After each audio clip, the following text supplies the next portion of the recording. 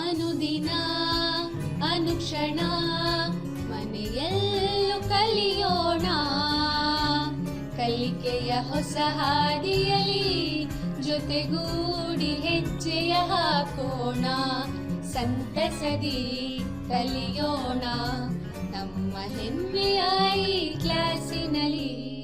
Yes, sir. Yes, teacher. Present, ma'am. अस्सलामुअलैकुम व रहमतुल्लाहि व बरकातहू। मैं शीरीन गरक मौलिमा सरकारी उर्दू लोअर प्राइमरी मदरसा मुल्लांगली कमलापुर तालुका हॉस्पेट ज़िला बल्लहारी से आप तमाम चाहरुम जमात के तलबा व तालिबात का अपनी इस माहौलियाती मुतालिए की ई क्लास में खैर मुकद्दम करती हूँ। उम्मीद के आप तमाम खैरियत से होंगे और मेरी समझाइश को सुनने और समझने के लिए बगौर तैयार बैठे होंगे। तो अपने साथ कलम, कापियाँ और अपनी मश्की व दरसी किताब को साथ में रख लीजिएगा। मैं फिर से एक मर्तबा चाहरुम जमात के माहौलियाती मुतालिए का चौथा सबक जड़ पौधे का सहारा, इसका हिस्सा दुअम लेकर आपके सामने हाजिर हुई हूँ। आप पिछली क्लास का इयादा करते हुए हम आज की क्लास का शुरुआत करेंगे। तो चलिए बच्चों, पिछले ई क्लास में हमने जड़ पौधे का सहारा, इसके तहत कौन कौन सी मालूमात हासिल की थी, इसका हम फिर से इयादा करेंगे। तो चलिए, आप सब तैयार हैं? तो जल्दी से अपनी दरसी किताब माहौलियात की निकाल लीजिएगा। हम कहाँ तक पढ़े थे, उसके आगे से आज हम अपनी इस ई क्लास की शुरुआत करेंगे। पहले इयादे के लिए चलते हैं। चलिए इयादे के लिए, इयादे में आप हम ये करेंगे, हमने क्या देखा था? जड़ पौधे का सहारा। तो जड़ पौधे का सहारा के तहत पौधे के हिस्से देखे थे। पौधे के हिस्से कौन से थे? जड़ था, तना, पत्ते, फूल, फल। तो हमने पिछली बार पौधे के हिस्सों की बेहतरीन तौर पर निशानदेही की थी। उसके बाद हमने क्या किया था? जड़ किस तरीके से पौधे को सहारा देती है, इसका मुतालिया किया था। तो फिर आगे बढ़ते हैं। अब फिर हमने क्या किया था? जड़ों के अफ़ाल देखे थे, यानी जड़ का काम क्या है। पौधे का अगर एक हिस्सा जड़ है तो उस जड़ का काम क्या है देखा था। तो उसमें पहला काम क्या था जड़ का? जड़ पौधों और दरख्तों को मजबूती से ज़मीन में जकड़े रखती है। देखिए ये तस्वीर देखिए। इन तस्वीर में आपको मालूम होगा कि पौधे का सहारा कौन है? जड़ है, यानी जड़ पौधों को और दरख्तों को मजबूती से ज़मीन में जकड़े हुए है। तो यहाँ पे आप देख सकते हैं, अगर दरख्त और पौधे सीधे खड़े हैं तो ये किस लिए खड़े हैं? क्योंकि उन्हें जड़ें क्या की हुई हैं? मजबूती से जकड़े हुए हैं। यही वजह है कि पौधे और दरख्त सीधे खड़े रहते हैं। तो ये जड़ का पहला काम है। तो हमने ये पिछली क्लास में पढ़ा था। अब चलिए दूसरा जड़ का काम देखेंगे हम। क्या है जड़ का दूसरा काम? जड़ों के जाल मिट्टी के ज़र्रात का तहफ़्फ़ुज़ करते हैं। तो यहाँ पे भी तस्वीर आ गई आपको। देखिए मिट्टी के ज़र्रात किस तरीके से, मिट्टी के ज़र्रात को जड़ें किस तरीके से पकड़े हुए हैं। तो जड़ों के जाल मिट्टी के ज़र्रात का तहफ़्फ़ुज़ करते हैं और उनको जकड़े रखते हैं। ये भी क्या है? जड़ का एक काम है। तो इससे इन तस्वीर से हमें वाज़ा हो रहा है कि जड़ों के जाल क्या करते हैं? मिट्टी के ज़र्रात का तहफ़्फ़ुज़ करते हैं। तो ये भी क्या है? जड़ का एक काम है। तो चलिए जड़ का तीसरा काम देखेंगे अभी हम। जड़ का तीसरा काम है, जड़ें पानी और तग़ज़ियाई अज़ा को ज़मीन से जज़्ब करके पौधों के मुख्तलिफ हिस्सों तक पहुंचाते हैं। यानी कि देखिए यहाँ पे एक पौधा है आपके लिए तस्वीर में, इसमें पानी को जड़ें क्या कर रही हैं, पौधों के मुख्तलिफ हिस्सों तक पहुंचाने का काम कर रही हैं। तो पौधों की नशोनुमा के लिए पानी बहुत ज़रूरी है, यानी सूरज की रोशनी में पानी और सूरज की रोशनी में क्या होता है, पौधे अपनी ग़िज़ा तैयार करके नशोनुमा पाते हैं। तो पानी हम जड़ पौधों के लिए बहुत ज़रूरी होता है, तो वो जड़ें क्या करती हैं, उस पानी को पौधों के मुख्तलिफ हिस्सों तक पहुंचाने का काम करती हैं। तो ये हमने पिछली क्लास में पढ़ा था। अब इसके आगे और क्या पढ़ा था देखेंगे हम लोग। इसके आगे हमने ज़मीन से दस्तयाब ग़िज़ाई अशिया देखी थी, यानी ऐसी ग़िज़ा जो ज़मीन से यानी जड़ से दस्तयाब होने वाली ग़िज़ाई अशिया कौन कौन सी थी। जी बिल्कुल, हमने तस्वीर में भी देखा था, यहाँ पे भी तस्वीर आ गई, गाजर की तस्वीर, मूली, शकरकंद, मूंगफली,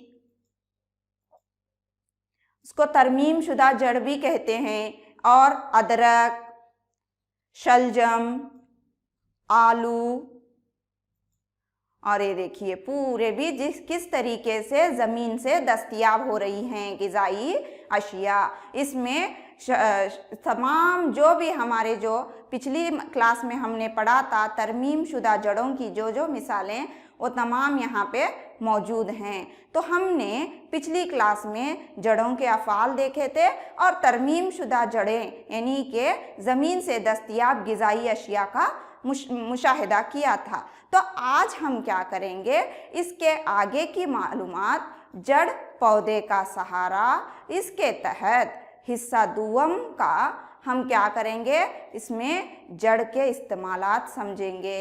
यानी आज के हम इसमें क्या समझेंगे, जड़ के इस्तेमालात समझेंगे और जड़ की किस्में भी जानेंगे। तो आज के हमारे ई क्लास में क्या रहेगा, जड़ के इस्तेमालात को समझेंगे हम लोग और जड़ की किस्में जानेंगे। तो आज आप लोग तैयार हैं हमारे आज के क्लास के लिए। चलिए आज का हमारा सबक यहीं से शुरू होगा। तो चलिए पहले जड़ के इस्तेमालात की तरफ आगे बढ़ते हैं। तो जड़ के इस्तेमालात, जड़ किस लिए इस्तेमाल होता है, क्या कभी सोचा है आपने? जी बिल्कुल, अगर हमारे बुज़ुर्ग या फिर हमारे घरों में जो वालिदैन वगैरह होते हैं वो क्या करते थे, जड़ी बूटियों का इस्तेमाल करते थे घरेलू नुस्खों के लिए। वही जड़ी बूटियाँ दवाई और घरेलू नुस्खों के तौर पर इस्तेमाल की जाती थी। तो आज आपके लिए मैं वही जड़ी बूटियों को यहाँ पे लाई हूँ। तो देखते चलिए आप लोग। तो पहले आपके सामने ये तस्वीर आ गई, देखिए ये कौन सी जड़ है, पहचान पाएंगे आप लोग? देखिए थोड़ा गौर करके, क्या पहचान सकते हैं आप इसको? यह भी एक किस्म की जड़ी बूटी है, इसका नाम है अश्वगंधा। इसका नाम क्या है? अश्वगंधा है। और ये किस लिए इस्तेमाल होती है देखेंगे अभी हम। चलिए अश्वगंधा के इस्तेमालात देखेंगे। अश्वगंधा क्या है, कुव्वते मदाफ़त को बढ़ाने और बीमारियों के लिए दवाई का काम करती है। यानी कुव्वते मदाफ़त क्या है, बीमारियों से लड़ने की जो हमें ताकत मिलती है वो कुव्वते मदाफ़त है।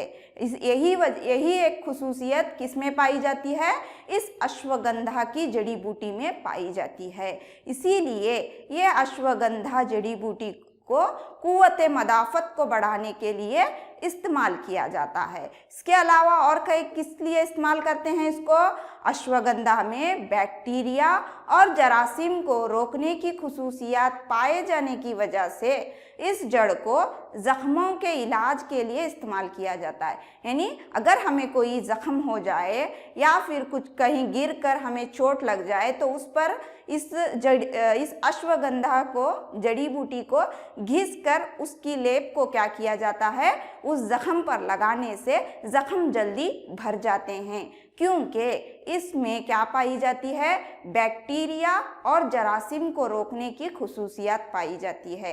यही वजह है कि ये अश्वगंधा को क्या करते हैं, ज़ख्मों के इलाज के लिए इस्तेमाल किया जाता है। तो देखिए ये जड़ी बूटी कितनी हमारे लिए फ़ायदेमंद साबित हो रही है। एक तो कुव्वते मदाफ़त को बढ़ा रही है, दूसरा ज़ख्मों का इलाज कर रही है। तो ये रही अश्वगंधा। चलिए अब आगे बढ़ते हैं। दूसरी जड़ कौन सी है देखेंगे। इस तस्वीर को देखिए आप। ये तस्वीर में आपको ये जो जड़ नजर आ रही है इसका नाम है शतावरी जड़। ये क्या है? शतावरी जड़ है। तो ये शतावरी जड़, इसके इस्तेमालात देखेंगे आप, ये किस लिए इस्तेमाल की जाती है। तो इसको हाजमे से ताल्लुक रखने वाले छोटे छोटे बीमारियों के लिए घरेलू दवाई के तौर पर इस्तेमाल करते हैं। यानी ये जो शतावरी जड़ है ये क्या है?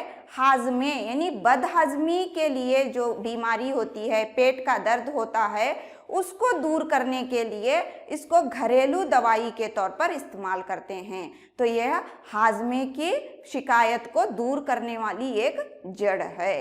इसके अलावा और किस लिए इस्तेमाल करते हैं? रगों और आसाब के दर्द के लिए शतावरी जड़ काफ़ी मुफीद होती है। रगों और आसाब के दर्द यानी हमारे जिस्म में कई सारी रगें हैं और आसाबी निज़ाम है और कहीं ना कहीं दर्द रहता ही है। उसके लिए ये जड़ क्या करती है? दवाई का काम करती है। इसको आयुर्वेदिक दवाइयों में इस जड़ का इस्तेमाल करके दवाइयाँ तैयार की जाती हैं ताकि आयुर्वेदिक तौर पर क्या हो सके? इलाज हो सके। तो देख लिया आपने, एक तो अश्वगंधा देखा और दूसरा शतावरी जड़ देखी। चलिए अब आगे बढ़ते हैं हम। तीसरी कौन सी है देखेंगे। देख लिया आपने ये तस्वीर, देखा, इसको तो पहचानते ही होंगे आप लोग। देखिए थोड़ा गौर करके, क्या है ये? पहचान रहे हैं? आपके हर एक के घरों में मौजूद रहती है ये, आपने देखा होगा। आपके घर के बावर्ची खाने में इसके बगैर कोई भी सालन नहीं बनता। देख लिया आपने ये क्या है और पहचाना होगा आपने। देखिए थोड़ा पहचान कर। जी, ये क्या है? हल्दी है। बिल्कुल सही पहचाना, हल्दी, क्योंकि हम हर एक पकवान में इसको इस्तेमाल करते हैं। बावर्ची खाने में इसके बगैर कोई सालन नहीं बनता, कोई दाल नहीं बनती, इसीलिए ये क्या है? हल्दी है। हल्दी भी हमें जड़ से ही दस्तयाब होती है। तो देख रहे हैं आप। चलिए अब हम देखते हैं हल्दी को पकवान के अलावा और किस लिए इस्तेमाल किया जाता है। तो देखेंगे हल्दी को पकवान के अलावा और भी सर्दी, खांसी, जुखाम जैसी बीमारियों के लिए हल्दी को बहुत मुफीद और असरदार घरेलू दवाई के तौर पर इस्तेमाल किया जाता है। यानी सर्दी, खांसी, जुखाम यानी जो छोटी छोटी बीमारियां होती हैं हमें, सर्दी, खांसी वगैरह, उनके लिए क्या करते हैं? इस हल्दी को बहुत मुफीद तौर पर घरेलू दवाई के तौर पर इस्तेमाल करते हैं। यानी इस हल्दी को दूध में मिलाकर भी पिलाया जाता है, जिससे खांसी बहुत जल्द ही कम हो जाती है। अब यहाँ पे नीचे की तस्वीर में आपको नज़र आ रहा है हल्दी की जड़ें नज़र आ रही हैं। यही वो जड़ें हैं जिनको सुखाकर उसका सफूफ क्या हो जाता है? हल्दी के तौर पर बाज़ारों में दस्तयाब होता है। और एक बात आपने गौर किया होगा, हल्दी यानी शादी और ब्याह के मौके पर एक रस्म होती है, हल्दी की रस्म। क्यों करते हैं? कभी सोचा है आपने हल्दी की रस्म क्यों होती है? क्योंकि हल्दी में एक ऐसी खासियत है कि वो रंगत को निखारती है। इसीलिए दूल्हा और दुल्हन के रंगत को निखारने के लिए शादी ब्याह में हल्दी की रस्म रखी जाती है। यही वजह है कि रंगत के निखार के लिए घरों में हल्दी को इस्तेमाल किया जाता है। तो ये बहुत ही सिर्फ और सिर्फ पकवान वगैरह के लिए इस्तेमाल नहीं होती, बल्कि सर्दी, खांसी, जुखाम और रंगत के निखार के लिए भी हल्दी इस्तेमाल होती है। देख लिया आपने। चलिए अब आगे बढ़ते हैं। दूसरी जड़ देखेंगे कौन सी है अगली जड़। देखिए तस्वीर आपको नज़र आ रही है। इस तस्वीर में आपको कौन सी जड़ नज़र आ रही है? इसको क्या कहते हैं? इसको बच जड़ी बूटी कहते हैं। इसको क्या कहते हैं? बच जड़ी बूटी कहते हैं। बच जड़ी बूटी किस लिए इस्तेमाल होती है? बदहजमी की शिकायत को दूर करने के लिए इस जड़ी बूटी का इस्तेमाल होता है। यानी बदहजमी, अगर कुछ ग़िज़ा हजम नहीं हो रही तो इस बच जड़ी बूटी को घिसकर उसको थोड़ा चख लेने से क्या हो जाता है? बदहजमी की शिकायत दूर हो जाती है। इसके अलावा और एक इसका फ़ायदा है, क्या है? छोटे बच्चों की जुबान की लुकनियत को साफ करने के लिए इसको क्या करते हैं, घिसकर बच्चों को चखाया जाता है। यानी जब 1 साल या 2 साल के बच्चे जब छोटे होते हैं, उनकी ज़बान साफ नहीं होती या फिर उनके तलफ़ुज़ में कुछ तकलीफ़ होती है, तो ये पहले क्या करते थे, इस जड़ी बूटी को घिस कर ज़बान को चखाया जाता था। बच्चों की ज़बान में वो लुकनियत क्या हो जाती थी, साफ तौर पर आ जाती थी। तो देखिए कितनी सारी जड़ी बूटियां हमारे लिए घरेलू नुस्खे भी हैं और कितने फ़ायदेमंद भी हैं, और इन तमाम का इस्तेमाल करके हम लोग क्या कर सकते हैं, अपनी सेहत को सुधार सकते हैं। ये रही बच जड़ी बूटी की इस्तेमालात। अब आगे बढ़ते हैं। देखिए और कौन सी जड़ आ रही है, आ गई देखिए जड़, ये क्या है, लावंच जड़ है। ये कौन सी जड़ है, लावंच जड़ है। लावंच जड़ में क्या है, इसको किस लिए इस्तेमाल करते हैं, लावंच जड़ में एक ऐसा मादा, खुशबू वाला मादा पाया जाता है जिससे इसको खुशबू के तेल की तैयारी में लावंच जड़ को इस्तेमाल किया जाता है। यानी खुशबू वाला मादा पाया जाने की वजह से खुशबू के तेल, यानी जो बालों वगैरह में इस्तेमाल करते हैं, वैसे तेलों की तैयारी में इस लावंच जड़ को क्या किया जाता है, इस्तेमाल किया जाता है। इसके अलावा इस जड़ से तैयार करदा तेल को हाथ और पैर, हड्डियों के दर्द की दवाई के तौर पर भी इस्तेमाल करते हैं। यानी कि इस लावंच जड़ से जो तेल तैयार किया जाता है, उससे क्या किया जाता है, हाथ पैर और हड्डियों को मालिश करने से क्या हो जाती है, इसके दर्द में कमी आ जाती है। इन तमाम हड्डियों के दर्द को ये इलाज करती है, तो इसको दवाई के तौर पर इस्तेमाल करते हैं। देखिए हमारे आबा व अजदाद यानी हमारे बुजुर्ग लोग इन तमाम जड़ी बूटियों का इस्तेमाल करके ही आज इतने सेहतमंद बने हुए हैं। यही वजह है कि वो आयुर्वेदिक दवाइयाँ, वो जड़ी बूटियों की दवाइयाँ इस्तेमाल करके ही उनमें इतनी, आजकल के लोगों में कुव्वत मदाफ़त भी ज़्यादा है और उनके दर्द, उनके हाथ पैर और हड्डियां भी मजबूत हैं। इसीलिए इन जड़ों का क्या करें, हम भी इस्तेमाल करना सीखें। तो हमने क्या देखा, अभी जड़ के इस्तेमालात देखे। जड़ के इस्तेमालात में अश्वगंधा देखा, शतावरी जड़ देखी, हल्दी देखी, लावंच जड़ देखी और बच जड़ देखी। इसके अलावा भी बहुत सारे होंगे, वो हम देखेंगे आगे के इसमें। तो आगे चलिए अब हम अपनी क्लास का दूसरा नुक्ता क्या है उसके तरफ आगे बढ़ते हैं। देखिए हमारा आगे का क्या है, जड़ के अक़साम, जड़ों के अक़साम। इतनी जो हमने पौधे का वो हिस्सा जो ज़मीन में रहता है उसको जड़ कहा, तो अब जड़ के भी अक़साम हैं। कौन कौन से अक़साम हैं, देखते चलिए। जड़ के अक़साम आ गया पहला, मवस्सला या असल जड़। पहला क्या है, मवस्सला या असल जड़ भी इसको कहते हैं। दूसरा है रेशेदार जड़। दूसरा क्या है, रेशेदार जड़। तो जड़ों के 2 अक़साम हैं, मवस्सला या असल जड़, दूसरा रेशेदार जड़। तो जड़ की किस्में बच्चे कितने हो गए, असल जड़ और रेशेदार जड़। समझ में आया, 2 जड़ें होती हैं। चलिए देखते हैं किस तरीके से 2 जड़ें होती हैं। यहाँ पे 2 किस्म की जड़ का यहाँ पे आप मुशाहिदा कीजिए। इन 2 तस्वीर को देखिए, क्या ये दोनों भी तस्वीर में जड़ें एक ही तरह की नज़र आ रही हैं आपको? जी गौर कीजिएगा आप। जी बिल्कुल, ये क्या हैं, दोनों एक ही तरह की नज़र नहीं आ रही। एक मूली है, एक घास का है यहाँ पे पौधा। मूली में क्या है, जड़ें एक ही असली हिस्से में धसी हुई हैं, यानी इसके कोई भी रेशेदार फैली हुई नहीं है। बरअक्स उसके घास की जो जड़ है वो क्या है, शाखाओं की तरह फैली हुई है। तो जो मूली की तो नज़र आ रही है वो असल जड़ है, और जो घास की जड़ नज़र आ रही है वो रेशेदार जड़ है। चलिए अब हम आगे बढ़ते हैं और अपने इस मवाद के तहत असल जड़ के मानी और मिसालें देखते हैं। तो आगे बढ़ेंगे। मवस्सला या असल जड़, इसके मानी क्या हैं?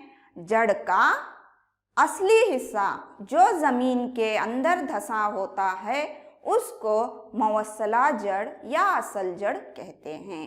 एक और बार देख लीजिए, मानी बहुत अहम है ये, क्या फ़र्क हम नहीं कर पाते। जड़ का असली हिस्सा जो ज़मीन के अंदर धंसा होता है उसको मवस्सला या असल जड़ कहते हैं। तो जड़ का असली हिस्सा जो ज़मीन के अंदर धंसा होता है उसको मवस्सला या असल जड़ कहते हैं। यहाँ पे आपको तस्वीर नज़र आ रही है। इस तस्वीर में देखिए एक ही महवर में एक ही जड़, असली जड़ नज़र आ रही है। इसके न कोई रेशे नज़र आ रहे हैं, न कोई शाख नज़र आ रही है। तो ये क्या है? मवस्सला जड़ है, और या फिर इसको असल जड़ भी कहते हैं। एक और बार मानी देख लीजिए असल जड़ की। जड़ का असली हिस्सा जो ज़मीन के अंदर धंसा होता है उसको मवस्सला जड़ या असल जड़ कहते हैं। चलिए अब इसके मिसालें देखेंगे। मवस्सला जड़ की मिसालें, जी बिल्कुल यहाँ पे आ रही हैं। देखिए हमने पिछली क्लास में जो पढ़ा था, तरमीम शुदा जो भी जड़ें थी, यानी कि प्याज, चुकंदर, शलजम, गाजर, मूंगफली, आलू, मूली, सभी क्या हैं? मवस्सला जड़ की मिसालें हैं। इसमें असल जड़ ही पाई जाती है। तो आपको ये बात यहाँ पे मालूम हो गई। चलिए अब आगे बढ़ते हैं रेशेदार जड़ की तरफ। चलिए, रेशेदार जड़ किसको कहेंगे?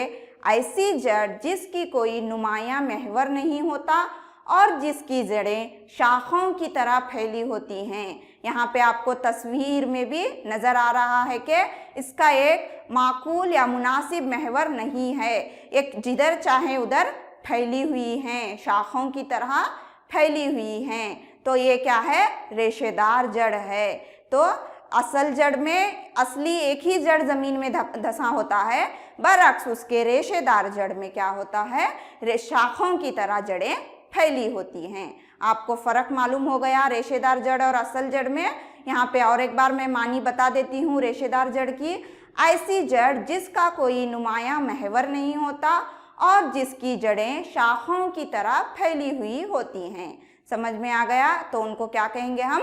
रेशेदार जड़ कहेंगे। चलिए अब इनकी मिसालें देखते हैं। रेशेदार जड़ की मिसाल देखिए, यहाँ पे एक कौन सा दरख्त है? नारियल का दरख्त। नारियल के दरख्त को आप मुशाहिदा करेंगे तो नीचे उसकी जड़ें फैली हुई नज़र आ रही हैं रेशों की तरह। तो ये क्या है? रेशेदार जड़ की मिसालें हैं। यहाँ पे देखिए चावल के पौधे में भी रेशेदार जड़ नज़र आएगी। बिल्कुल। चलिए आगे बढ़ेंगे। ये क्या है? एक पहचान पाएंगे आप, मकई का पौधा। मकई के पौधे में भी रेशेदार जड़ ही नज़र आ रही है। यहाँ पे और आया, देखो आपके लिए और एक तस्वीर। यहाँ पे घास, ये घास क्या है? रेशेदार जड़ की मिसाल है। इसके अलावा यहाँ पे देखिए और एक तस्वीर आएगी आपके लिए। इस तस्वीर में भी आप गौर करेंगे तो ये कौन सी तस्वीर है? ये गेहूं का पौधा है। ये गेहूं के पौधे में आपको साफ क्या हो रहा है? घास, ये रेशेदार जड़ें नज़र आ रही हैं। तो देखा आपने किस तरीके से ये पूरा भी रेशेदार जड़ें यहाँ पे फैली हुई होती हैं। तो आज हमने जड़ों के इस्तेमालात और जड़ों के अक़साम देखे। चलिए अब आपके लिए मैं कुछ नई मालूमात लाई हूँ, उन नई मालूमात की तरफ आगे बढ़ते हैं। देखिए आपके लिए कौन सी नई मालूमात आई है। यहाँ पे देखिए, सन 2009 में एक बरतानवी किसान ने 19 फीट लंबा गाजर उगाकर क्या किया था? रिकॉर्ड कायम किया था। ये वही देखिए, ये वही गाजर है जो सन 2009 में एक बरतानवी किसान ने उगाया था। कितने फीट का था ये? 19 फीट का लंबा गाजर था। ये एक क्या है? बहुत अहम रिकॉर्ड है। ये आपके लिए नई मालूमात है। चलिए अब आगे बढ़ते हैं और नई मालूमात की तरफ। यहाँ पे देखिए, ये दरख्त आपको नज़र आ रहा है ना? ये दरख्त क्या है? आप देख रहे हैं कौन सा दरख्त है? ये पहचान पाएंगे। आपने कहीं ना कहीं रास्तों में देखा होगा, खेतों में देखा होगा इस दरख्त को। ये दरख्त बरगद का दरख्त है। ये दरख्त बरगद का दरख्त है। इसकी जो जड़ें होती हैं वो फिज़ाई जड़ें होती हैं। इसकी जड़ें फिज़ाई होती हैं, ये फैलती हैं, बहुत ज़्यादा इहाते में फैलती हैं। तो बरगद का दरख्त अपनी फिज़ाई जड़ों की मदद से 5 हेक्टेयर से ज़्यादा इहाते तक उगता है, जो एक रिकॉर्ड है। यानी इसकी फिज़ाई जड़ें ऊपर भी नज़र आ रही हैं आपको, वो ऊपर नज़र आने वाली जड़ें क्या होती हैं, बहुत दूर तक 5 हेक्टेयर ज़मीन तक फैली हुई होती हैं। तो चलिए और एक आपके लिए, यानी वो जो दरख्त है वही दरख्त, वैसा दरख्त क्या है, बेंगलुरु का एक बड़ा दरख्त है जहाँ पे उसकी मिसाल हमें मिलती है। इस तस्वीर में देखिए उस बेंगलुरु के दरख्त की मिसाल आपके सामने आ गई है। तो ये वही वैसा ही दरख्त फिजाई जड़ों की वजह से फैला हुआ है। तो आगे बढ़ेंगे, यहाँ पे और एक नई मालूमात है। चंद पौधे दरख्तों पर उगते हैं, ये हवा से रतूबत जज्ब करते हैं। अब दरख्तों पर उगने वाले पौधे कौन से हैं, तो देखिए यहाँ पे आपको पौधों की जो तनों पर सब्ज रंग के जो नज़र आ रहे हैं, ये हवा की रतूबत से नशोनुमा पाते हैं और ये पौधे दरख्तों पर ही उगते हैं। आगे देखेंगे, कम बारिश वाले, यानी जहाँ पे बारिश नहीं होती वहाँ पे उगने वाले जो पौधे होते हैं अपनी जड़ों में पानी ज़ख़ीरा करने की सलाहियत रखते हैं और वक्त ज़रूरत पौधों को पानी फराहम करते हैं। ये जड़ें तकरीबन 70 किलोग्राम पानी क्या करते हैं, अपने जड़ों में ज़ख़ीरा करने की सलाहियत होती है। तो ये नागफनी का पौधा और एक कांटेदार झाड़ी क्या है, पानी को ज़ख़ीरा करने की सलाहियत रखती है। तो आज हमने इतनी नई मालूमात हासिल की। अब चलिए कोई सरगर्मी की तरफ आगे बढ़ते हैं। कौन सी सरगर्मी आपके लिए रखी हुई है? जी बिल्कुल, जुमले सही हैं या गलत हैं पहचानना है आपको। ज़ील के जो जुमले हैं सही या गलत निशानदही कीजिए। देखिए आ गए आपके सामने जुमले, यहाँ पे शुमारा नंबर है, जुमला है। अब आपको क्या करना है, सही या गलत का निशानदही करना है। पहला है अश्वगंधा फूल है। दूसरा, हल्दी हर घर में इस्तेमाल करते हैं। तीसरा, नारियल के दरख्त की रेशेदार जड़ होती है। चौथा, आमतौर पर पत्ते लाल रंग के होते हैं। तो चलिए आप अपने कापियों में इन जुमलों को दर्ज कर लीजिए और ये सही हैं या गलत हैं निशानदही कीजिए। जवाबात की तरफ आगे बढ़ते हैं। जवाबात देखेंगे किस किस ने सही जवाब दिया है। देखिए आ गए आप लोग कलम और किताबों के साथ यहाँ पे देखिए। जी बिल्कुल, आपने चारों जुमलों को भी सही गलत डाल दिया है। देखेंगे, पहला है अश्वगंधा फूल है, आपने क्या किया, उसको गलत बताया क्योंकि हमने पढ़ा था कि अश्वगंधा जड़ी बूटी है। दूसरा, हल्दी हर घर में इस्तेमाल करते हैं, हमने पढ़ा था, वो भी सही बताया आपने। नारियल की दरख्त की रेशेदार जड़ होती है, जी बिल्कुल सही बताया आपने। अब चौथा है आमतौर पर पत्ते लाल रंग के होते हैं, जिसको आपने गलत बताया है क्योंकि आमतौर पर पत्ते सब्ज रंग के होते हैं। चलिए आपने बहुत सही तरीके से पहचाना। अब आगे बढ़ते हैं अगली सरगर्मी सवाल जवाब के तरफ। सवाल जवाब में आपके लिए सवालात आएंगे, आप जवाबात देने के लिए तैयार रहिएगा। पहला सवाल है, घरों में इस्तेमाल किए जाने वाले कोई 2 जड़ी बूटी के नाम बताइए। दूसरा सवाल है, जड़ की किस्में कितनी हैं, नाम बताइए। तीसरा सवाल है, मौसला या असल जड़ की मिसालें बताइए। चौथा सवाल, रेशेदार जड़ें कौन से पौधों में पाई जाती हैं। पांचवा सवाल, कौन से दरख्त की जड़ें फिजाई और फैली हुई होती हैं। चलिए जवाबात की तरफ आगे बढ़ते हैं। पहला सवाल, घरों में इस्तेमाल किए जाने वाले कोई 2 जड़ी बूटी के नाम बताइए। देखेंगे किसने जवाब दिया। अश्वगंधा, हल्दी, बचजड़ वगैरह घरों में इस्तेमाल किए जाने वाले जड़ी बूटियां हैं। तो दूसरा है सवाल, जड़ की किस्में कितनी हैं, नाम बताइए। यहाँ पे जड़ की 2 किस्में, मौसला या असल जड़, रेशेदार जड़। तीसरा है मौसला या असल जड़ की मिसालें। मौसला या असल जड़ की मिसालें गाजर, मूली, शकरकंद, चुकंदर।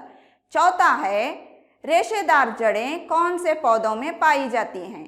चावल, मकई, घास, गेहूं, बिल्कुल सही पहचाना। पांचवा सवाल, कौन से दरख्त की जड़ें फिजाई और फैली हुई होती हैं, और उसका जवाब है बरगद की जड़ें फिजाई और फैली हुई होती हैं। चलिए अब आपके लिए घर पर काम है, आप घर पर काम को तहरीर कर लीजिएगा। यहाँ पे आ गया घर पर काम। अपने अतराफ के माहौल का मुशाहिदा करके मौसला जड़ और रेशेदार जड़ की दिगर मिसालें लिखिए। इसको आप लिख लेकर अपने असातिज़ा से तहरीर कर लीजिएगा। एक आपके लिए होमवर्क है, यहाँ पे कोई 4 जड़ों के नाम लिखिए जिन्हें घरों में इस्तेमाल किया जाता है। यहाँ पे आपको जदौल डाल दिया गया है, उस जदौल के तहत तैयार कर लीजिएगा। चलिए बच्चों, आज हम अपनी क्लास का यहीं पर इख्तिताम करते हैं। आप सभी तमाम नुकात को ज़हन नशीन कीजिए और अपने घर पर काम मुकम्मल करके साफ़ रहिए, सेहतमंद रहिए और अपने मवाद को ज़हन नशीन कीजिए। अल्लाह हाफिज़।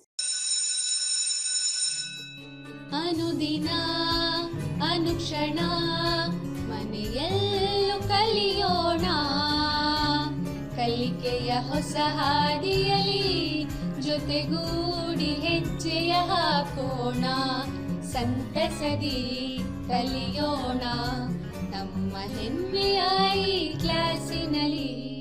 Yes, sir. Yes, teacher. Present, ma'am.